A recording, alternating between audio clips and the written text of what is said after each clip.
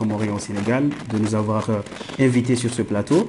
Et comme mon collègue nous a fait le point, ou bien l'objectif majeur qui nous a permis de venir sur ce plateau, et notre combat, c'est de renoncer, de dire non à ce qui s'est passé aux Comores depuis le 24 mars, que les Comoriens sont appelés à voter ou à choisir leur président ou gouverneur.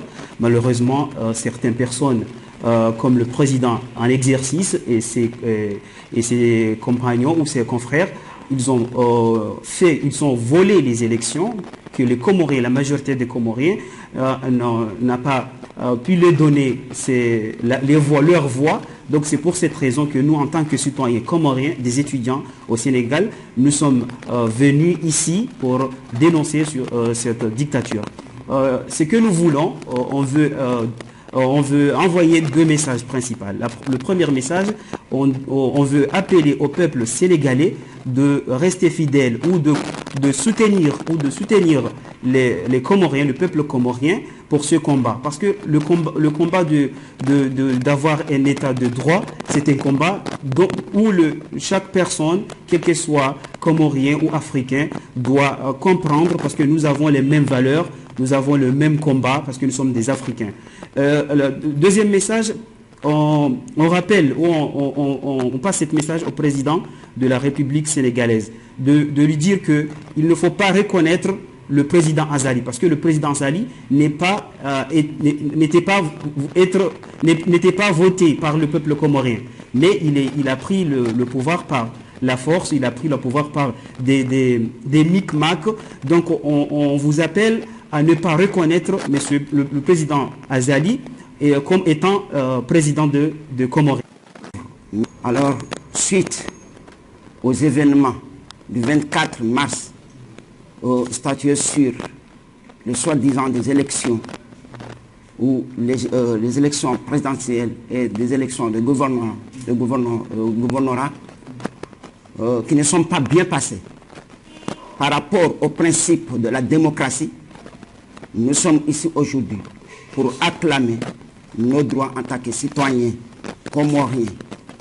Non seulement tout ça, mais encore la cause principale, ce sont nos aînés, nos frères, nos sœurs qui sont maltraités aux Comores par l'actuel régime dictatorial qui s'installe aux Comores et qui continue toujours à maltraiter la citoyenneté comorienne, ou plutôt la population comorienne, et qui continue toujours à menacer les intérêts de la population.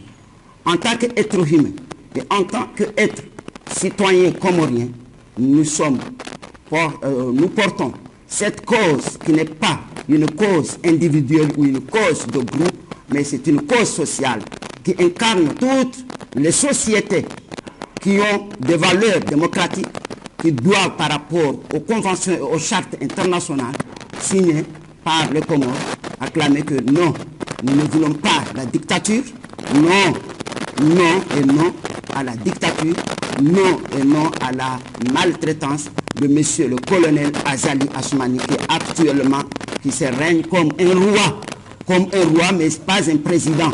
Parce qu'un président, c'est lui qui se soucie de la cause de ses... Déjà dit, le 24 mars de cette même année, le président n'a pas été élu. Il a pris les élections par force. Il n'y a même pas eu des élections d'ailleurs. Et si nous sommes là, nous voulons dénoncer cela. Et cela ne veut pas dire que nous sommes derrière les opposants. Nous ne sommes pas des opposants, nous sommes des citoyens comoriens qui réclament l'état de droit, qui réclament la démocratie, qui réclament le respect, qui réclament la paix. Comme j'ai souvent dit que si le président ne peut pas faire du bien au peuple, qu'il ne le fasse pas du mal.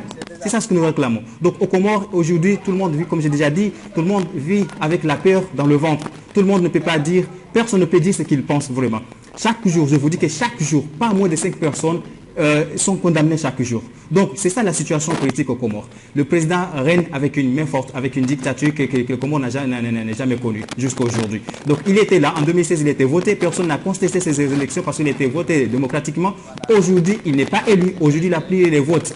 Il a pris les votes par force et il tue les opposants. Donc c'est ça ce que la population dénonce. Et nous ne sommes pas là. Vous voyez, peut-être vous allez dire que nous ne sommes pas nombreux, mais vous pouvez vous certifier qu'en France, demain, après-demain, chaque jour il y a des manifestations en France, chaque jour il y a des manifestations à La Réunion, chaque jour il y a des manifestations même au Comores. Vous savez très bien que même le président, quand il entre dans une mosquée, les gens désertent la mosquée. C'est parce que les gens ils ne veulent pas de lui.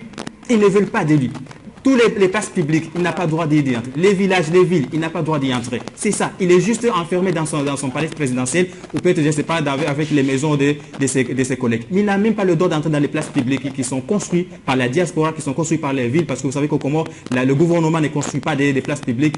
C'est seulement la diaspora et les villageois et les villes qui construisent leur propre place. Donc le président n'a pas le droit d'entrer dans ces places-là. Même les mosquées, il est chassé. Pour montrer que la situation est très grave au Comores et on a besoin franchement de l'Union africaine, on a besoin des Nations Unies, on a besoin de la Ligue arabe pour lui parler pacifiquement pour qu'il quitte le pouvoir. On n'a pas besoin de déverser de sang, on n'a pas besoin des soldats pour entrer, débarquer aux Comores et tuer des gens. Non, on veut qu'il le parle pacifiquement parce que je crois qu'il va comprendre, il va quitter pacifiquement pour laisser le peuple en paix.